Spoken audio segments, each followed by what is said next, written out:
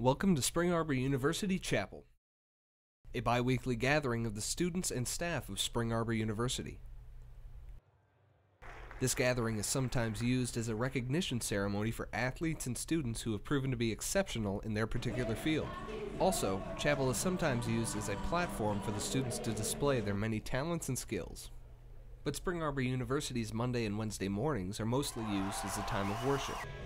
Each chapel service comes complete with a speaker who shares their story or a piece of the gospel that they believe will have a positive impact on the students. I want to welcome our guests. Also, each chapel service begins with a time of worship with a few songs from the Spring Arbor University Chapel Band. To be able to, as a community, to focus as a unified body on praising God and working at worshiping beautifully, faithfully, and truthfully.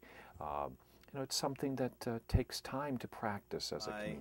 Chapel's really been my church throughout college, just because I've been going weekends, different places. So this has kind of been my community to worship with, my church. So that's really what chapel and chapel band has been, just kind of my church away from home to serve in. That's not really a building of a church, you know. It's really just been a big joy. Other than waking up at 7 in the morning to practice twice a week, it's really been one of the biggest blessings I've had on this campus. Had just a great experience, really all 4 years, but especially my freshman year coming in and seeing just a worship band that you could tell, like, they were great on stage, they sounded fantastic, but you could tell that they actually kind of lived out what they were all about on stage. It's been just a fantastic experience, and I'd do it all over again if I fail classes. Jaworski, don't fail me in botany, I would hate that. I'd never really been in like this type of music setting before. I grew up in choir, stuff like that, and singing, but never like in a worship setting like this with a band this good. So it really exposed me and just really showed how talented the people on this campus are.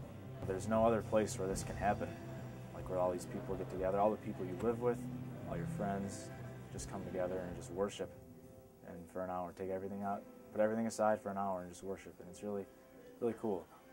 When I transferred into Spring Arbor as a sophomore, I really enjoyed chapel because it was the first time I'd been able to worship with that many people, and I learned how to worship at college, really, in some capacity. I guess we're always growing.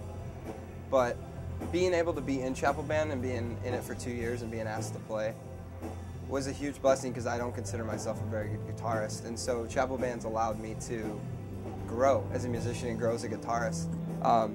But also, as a worshiper, I've learned that it's all about the heart. I want to have a chapel program that sort of speaks to community.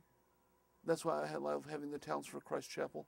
You know, how often does a student get the chance to perform in front of 1,000 people, and have students, rise up and cheer when somebody does the Rubik's Cube in chapel? That's what community is all about, and caring about each other, knowing each other, and being with each other. But then I also want to get speakers who can come in and speak to students about their lives in Christ, and have it be something that's applicable. At Spring Arbor Chapel, in student satisfaction surveys, chapel is one, if not the most popular thing on campus. So you take that conglomeration of 1,000 students with all the issues, all the different places spiritually, relationally, you name it, put them in one place at 10 o'clock on Monday and Wednesday and expect that to succeed. It's almost like you've got to be kidding. That's like a prescription for failure.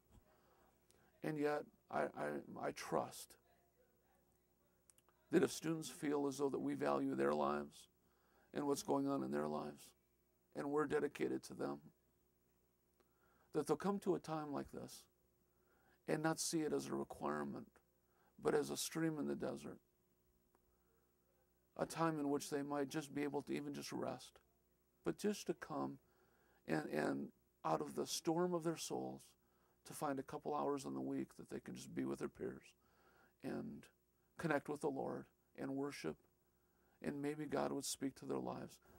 All kinds of things are required in our lives. That's what life is about. But you look beyond it and say, is this a moment where God can speak to my life Is this a moment where I can speak to God? That's what I want chapel to be.